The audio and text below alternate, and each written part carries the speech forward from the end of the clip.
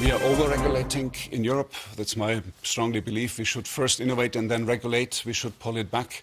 That's what I said recently. I'm asking for a moratorium to stop for a while, get in order and get going. We are not against regulations, but we have to be mindful so we're not throttling down our innovation speed. So from that perspective, we have to do something, and that's more on European level. But other than that, I do believe that more and more customers know they have to go that way, and we are a strong partner to support and to go that way together. And Roland, I know that we've talked about this previously in Davos, but it is upon us within days now, the German election.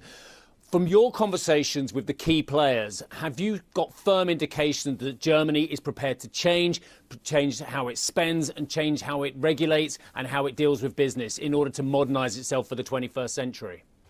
Here comes a clear yes. I believe, and this is really cross parties, that they know we have to change something. We have to get this German economy back into a growth momentum. We cannot live with a contraction or very, very low growth. Actually, we should grow by 2% with our economy. So that's very clearly understood. There are a couple of topics which we have to solve. It's our energy system, the high energy prices, education system, but also the whole question of how to immigrate people, have a better selection, but also bring people extremely fast into work. That's what we need. Remember, we are also an aging society. We need 400,000 immigrants. At the same time, we need everybody, every hand on deck right now. Everybody who can work and contribute should. And of course, we have also to increase the motivation of people to really contribute for something good, which is really driving our economy and providing a better place also for our children.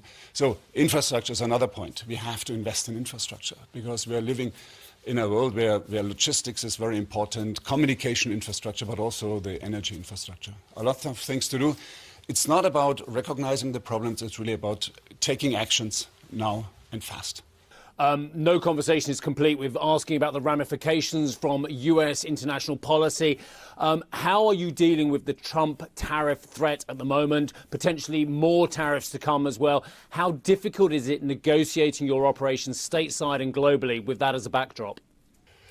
So I do believe the biggest impact for Siemens would come from, let's say, an increase in inflation if it comes to tariffs. Obviously, if you limit trade, free trade, that increases inflation, eventually dampens growth.